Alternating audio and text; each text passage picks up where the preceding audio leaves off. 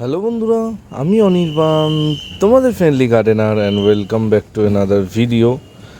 নিশ্চয়ই তোমাদের বাগান সবুজে সবুজ হয়ে আছে আর গাছের হেলথ কিন্তু এখন টপ ক্লাস থাকবে। নিশ্চয়ই তোমাদের গাছও অসাধারণ সুন্দর আছে, অবশ্যই থাকতেই হবে, কারণ বর্ষা চলছে। বর্ষায় গাছ তো মানে কথা বলবে, এত সুন্দর ওরা থাকে যে কি আর বলবো। আর আজকে যখন ভিডিওটা পোস্ট হচ্ছে, আজকে খুব স্পেশাল একটা দিন। তোমরা সবাই জানো আজকে জন্মাষ্টমী। তো যাদের যাদের বাড়িতে জন্মাষ্টমী পুজো হয়, অনেক অনেক শুভেচ্ছা, অভিনন্দন সবাইকে, অনেক অনেক শুভেচ্ছা। আজকে জন্মাষ্টমী, তোমাদের খুব ভালো কাটুক। এবার চলে আসা যাক আজকের টপিক তোমরা নিশ্চয়ই এতক্ষণ খেয়াল করেছো, সেটা হচ্ছে বর্ষার যেই মিস্টেক, বর্ষার যে ভুলগুলো আমরা করে ফেলছি, আর যার ফলে তোমাদের গাছ কিন্তু ক্ষতির মুখে পড়ছে, গাছ নষ্ট হচ্ছে। এই সব ভুল নিয়ে আসে কথা বলবো, আর কি করলে তোমাদের এই ভুলগুলো দূর হবে সেগুলো চেষ্টা করব তোমাদের একটু করে বলে দেবো। দেখো, 1 মাস ধরে বৃষ্টি হচ্ছে। এবার এই 1 মাস ধরে বৃষ্টিতে প্রচুর বন্ধুদের গাছ কিন্তু নষ্ট হয়েছে, তারা আমাকে প্রতিনিয়ত ছবি পাঠিয়েছে। এবার তোমাদের যদি বলি, বর্ষার সব থেকে বড় সমস্যা সেটা হচ্ছে গাছের গোড়ায় জল জমা। গাছের গোড়ায় যদি জল জমে তাহলে মানে কোনো গাছই টিকবে না।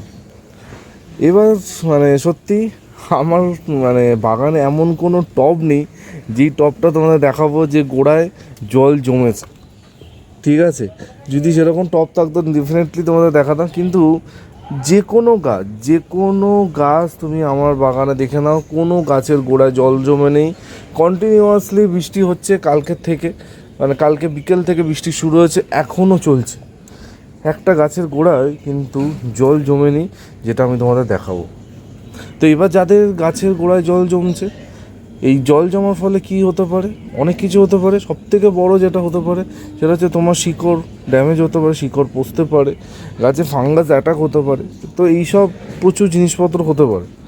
তো এর থেকে বাঁচার জন্য প্রথম থেকে পরিচর্যা করতে হয়, প্রথম থেকে গাছগুলোকে লক্ষ্য করতে হয়। লক্ষ্য করলে অবশ্যই গাছ কিন্তু ভালো থাকবে বা ভালো থাকতো, কিন্তু যারা সেটা করোনি তাদের গাছে এখন সমস্যা। তোমরা দুটো জিনিস করতে পারো। এক হচ্ছে গাছের টবগুলোকে শুইয়ে দিতে পারো ছাদের মধ্যে শুইয়ে রাখলে কি হবে না, গাছগুলো ভালো থাকবে, গাছের গোড়ায় জল পড়বে না, গাছ সুন্দর থাকবে। আর দুই, তোমরা যেটা করতে পারো সেটা হচ্ছে টবের মাটিতে কিছুটা ভার্মিকম্পোস্ট মিশিয়ে মাটিটা মিক্স করতে পারো, যাতে মাটিটা আরও পোরাস হয়, মাটির মধ্যে মানে হাওয়া চলাচল ভালো করতে পারে, আর এই জল জমার ঝামেলাটা মিটতে পারে। বোঝা গেছে? এটা একটা উপায়, মাটির মধ্যে কিছুটা ভার্মিকম্পোস্ট মিশিয়ে দেওয়া। কিন্তু এই উপায়গুলো মানে ক্ষণিকের জন্য ভালো, মানে এই না, লং টার্মে কিন্তু তোমার মাটি বানানোটাই হচ্ছে আসল মেথড। মানে মাটিটা যদি ঠিকমতো না বানাও তাহলে কিন্তু কখনোই কোনো কিছু ভালো করে তুমি করতে পারবে না।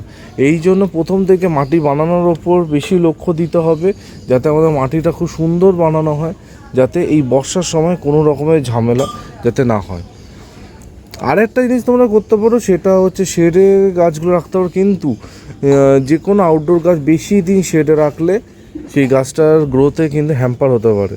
তো সেটাও তোমাদের মাথায় রাখতে হবে, ঠিক আছে? 2 নম্বর পয়েন্ট হচ্ছে, এই সময় দেখবে যখন তখন উল্টোপাল্টা হাওয়া দেয়, মানে কখনো জোরে হাওয়া দিচ্ছে, কখনো হাওয়া হচ্ছে না, আর কখনো আবার ঝড়ের মতো হাওয়া চলাচল করছে। তো সেই জিনিসটা মাথায় রাখার জন্য তোমাদের গাছগুলোকে সবসময় কোনো মানে লাঠি কাঠি যাই বলো সেই দিয়ে কিন্তু সাপোর্ট দিয়ে আগের থেকেই গাছগুলোকে রাখতে হয়। দেখো এখানে দেখো আমার বোগনভিলিয়াগুলো কিন্তু এইরকমভাবে, যেগুলো সাপোর্ট দরকার, যেই গাছগুলো ম্যাচিওর হয়ে গেছে তাদের কোনো দরকার নেই, কিন্তু যেগুলো ধরো সেমি ম্যাচিওর বা নতুন গাছ, সবগুলোতে আমি কিন্তু লাঠি গুজে বেঁধে রেখেছি, যাতে যতই হাওয়া দিই গাছগুলোতে না নড়ে। একটা জিনিস মাথায় রাখবেন, তোমাদের গাছের গোড়া যদি নড়ে যায় তাহলে কিন্তু গাছ ক্ষতির সম্মুখীন হবে, গাছ কিন্তু ক্ষতিগ্রস্ত হবে। বোঝা গেছে? তো তোমাদেরও যদি এইরকম কোনো গাছ থাকে যে গাছগুলো দেখবে একটুখানি নড়বড় করছে, একটু নড়ছে, তো আমি বলবো যে কোনো একটা লাঠি কাঠি, কাঠি মানে সেরকম কাঠি না, একটা শক্তপোক্ত কিছু কাঠি সেই দিয়ে কিন্তু গাছগুলোকে বেঁধে দাও, তাহলে তোমাদের গাছ সুন্দর থাকবে, গাছ কিন্তু ভালো থাকবে। এরপরে যেটা সবথেকে গুরুত্বপূর্ণ সেটা হচ্ছে রোগ পোকা। আমরা এই বর্ষার সময়, যেটা আমি আগেও মেনশান করি, যে বর্ষা চলাকালীন আমরা কিন্তু রোগ পোকার দিকে নজর দিই না। আমরা ভাবি যে গাছ তো সুন্দর আছে আর গাছের কী দরকার, কিন্তু এই সুন্দর গাছটায় কখন পোকার আক্রমণ হবে তোমরা কিন্তু বুঝতেই পারবে না। এর জন্য কি করতে হবে, গাছগুলোতে নিয়মিতভাবে পেস্টিসাইড, ফাঙ্গিসাইড স্প্রে করতে হবে। তোমরা পেস্টিসাইড, ফাঙ্গিসাইডের মধ্যে একদিনে গ্যাপ দিয়ে স্প্রে করতে পারো।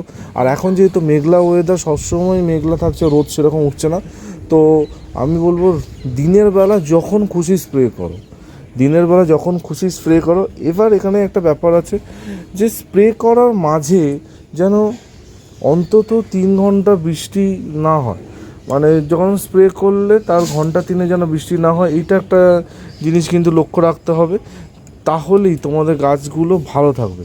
এবার স্প্রে করলে সঙ্গে সঙ্গে বৃষ্টি হয়ে গেল, ফলে তো মানে কোনো কাজে লাগলো না, না? তো এই একটা জিনিস তোমাদের মাথায় রাখতে হবে। আর ফাঙ্গিসাইডও ঠিক তাই, একই জিনিস। এবার আমি অনেক রকমের ফাঙ্গিসাইড, পেস্টিসাইড দেখিয়েছি বা অনেক প্রোডাক্ট দেখিয়েছি যার মধ্যে ফাঙ্গিসাইড, পেস্টিসাইড দুটোই ইনক্লুড আছে।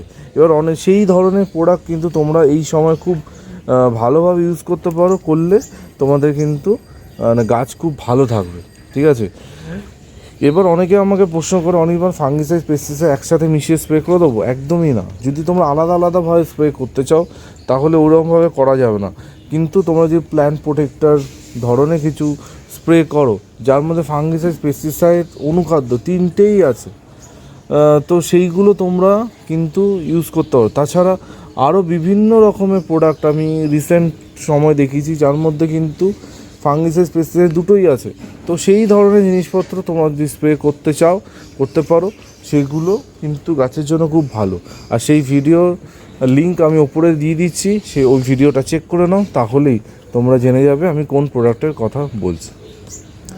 এর পরের প্রশ্ন, যারা জলের বাগান করছো তাদের জন্য, যারা অনেকদিন ধরে করছো তাদের কিছু বলার নেই, কিন্তু যারা নতুন জলের বাগান করছো তাদের বলবো যে জলের বাগান কিন্তু নিয়মিত পর্যবেক্ষণ করতে হবে। নিয়মিত পর্যবেক্ষণ করতে হবে যাতে গাছে, মানে তোমার যে গামলাটা আছে সেই গামলায় কোনো রকমের অবাঞ্ছিত পোকামাকড় বাসা না বাঁধতে পারে। এইখানে আমি তোমাদের নিশ্চয়ই বুঝতে পারছি কিসের কথা বলছি। হ্যাঁ, বর্ষায় এই বর্ষা কাটলেই যেটা নিয়ে সবথেকে বেশি মাতামাতি শুরু হবে সেটা হচ্ছে ডেঙ্গুর মশা। এই ডেঙ্গুর মশা কিন্তু জমতে পারে, কিন্তু এখানে আরেকটা কথা হচ্ছে, ডেঙ্গুর মশা সবসময় মানে জমা জলে জমে, মানে যেই জলটার মধ্যে কোনো স্রোত নেই, যেই জলটা একদম নড়বে না, চড়বে না, সেই রকম জলে কিন্তু জমে। বেশিরভাগ ক্ষেত্রে আমাদের যেই পদ্ম বা শালুকের যে গামলাগুলো হয় তার মধ্যে কন্টিনিউয়াসলি বৃষ্টির জল পড়ে, ফলে এখানে ডিম পাড়ার, মশার ডিম পাড়ার কোনো চান্সই নেই। তারপরেও বলবো মাঝে মাঝে এসে একটুখানি জলটা নাড়িয়ে দেখবে কোনো রকম কিছু আপত্তিকর জিনিসপত্র আছে নাকি, এগুলো চেক করবে। আর যদি তোমাদের গামলার মধ্যে অ্যাজোলা দেওয়া থাকে, যেমন আমার গামলা দেখতে পাচ্ছ এইটাতে দেওয়া নেই, কিন্তু বাকি সব গাছে দেখো অ্যাজোলা দেওয়া আছে, তো অ্যাজোলা দেওয়া থাকলে তোমাদের তার কোনো চিন্তাই নেই। অ্যাজোলা থাকলে গাছ এমনি ভালো থাকবে, গাছ কিন্তু সুন্দর থাকবে, কোনো অসুবিধা নেই, ঠিক আছে? আর এরপরে যে কথাটা বলবো সেটা হচ্ছে অনুখাদ্যর ব্যাপার। অনুখাদ্যটা এমন একটা জিনিস, এই সময় কিন্তু একটু করে দিতে হবে, ঠিক আছে?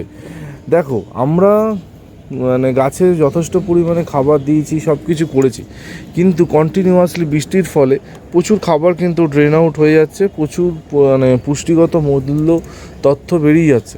পরে আমাদের সেই ঘাটতিটা কিন্তু ঘাটতি রাখা যাবে না। ঘাটতিটা পূরণ করার জন্য মাঝে মাঝে, এই না যে প্রতি সপ্তাহে অনুখাদ্য স্প্রে করছো, মানে এই 15 দিনে একবার করে অনুখাদ্য স্প্রে করো।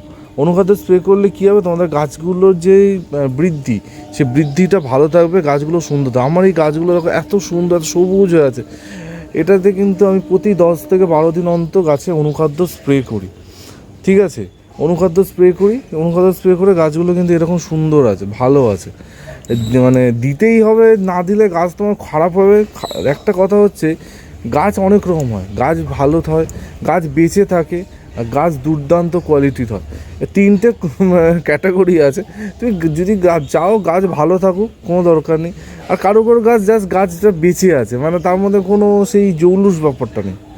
আর কারো কারো গাছ দেখবে এইরকম সবুজ হয়ে আছে, গ্রোথ একদম অসাধারণ দেখতে লাগে। তো তার মানে তারা এক্সট্রা কিছু করছে যাতে গাছগুলো এত সুন্দর আছে, গ্রোথ এত ভালো আছে। সবসময় শুধু বৃষ্টির জলের ওপর ছেড়ে দিলে হয় না। হ্যাঁ আমি জানি বৃষ্টির জলে প্রচুর মৌল তথ্য আছে, কিন্তু তার সাথেও যদি আমরা মানে অল্প অনুখাদ্য বাইরে থেকে দিই তাহলে ক্ষতি তো কিছু নেই, বরং তোমাদেরই লাভ হবে। ঠিক আছে, চেষ্টা করো অনুখাদ্য কিছুটা করে মাঝে মধ্যে স্প্রে করতে। আর লাস্ট যেই পয়েন্টটা বলবো সেটা হচ্ছে water harvesting, rain water harvesting. সেটা হচ্ছে বৃষ্টির জল আমরা চেষ্টা করব বৃষ্টির জল কিছুটা ধরে রাখতে, কিছুটা বাঁচাতে। কারণ এই বৃষ্টির জল যদি তুমি বোতলবন্দি করে রাখো বা ড্রামে ভরে রাখো, 1.5 থেকে 2 মাস এর যেই মৌলগুলো আছে, বৃষ্টির জলে যে গুণাগুণ আছে, সেগুলো কিন্তু তোমরা তোমাদের গাছের জন্য ব্যবহার করতে পারো। হ্যাঁ, এবার বৃষ্টির জলটা ধরে রেখে তুমি যদি ভাবো সারা বছর ধরে আমি বৃষ্টির জল দেবো, ওতে কিন্তু হবে না। ঠিক আছে, 1.5-2 মাস তোমরা কিন্তু বৃষ্টির জলটা ব্যবহার করতে পারবে।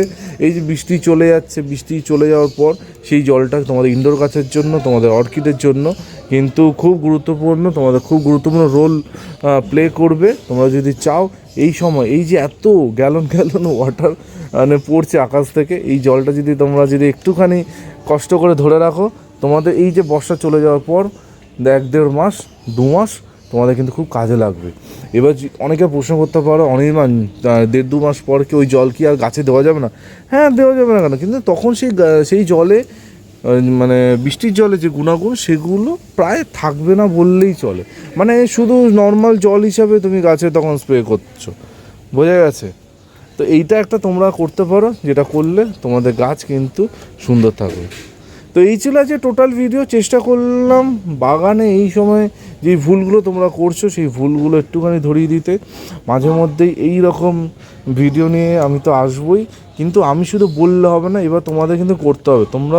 তোমাদের যদি গাছের পর্যবেক্ষণটা ঠিকমতো না হয়, তাহলে আমি অনির্বাণ যতই বলুক তোমাদের গাছ কিন্তু কখনোই ভালো হবে না।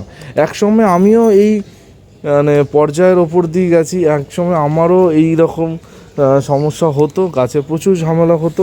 তখন কিন্তু কোনো ফ্রেন্ডলি গার্ডেনার ছিল না, কোনো অনির্বাণ ছিল না যে আমাকে গাইডগুলো করবে। কিন্তু আমি আজকে আছি তোমাদের জন্য, সবসময় থাকবো, আর প্রতি পদক্ষেপে তোমাদের বলতে থাকবো তোমরা কি ভুল করছো কি ঠিক করছো। তো এই বলে আজকে ভিডিওটা এখানেই এন্ড করছি। কালকে ঠিক সকাল 11টায় আরেকটা নতুন ভিডিওর সাথে অনির্বাণ চলে আসবে। টিল দেন সবাই ভালো থেকো আর সোজা থেকো। ততক্ষণের জন্য বাই বাই।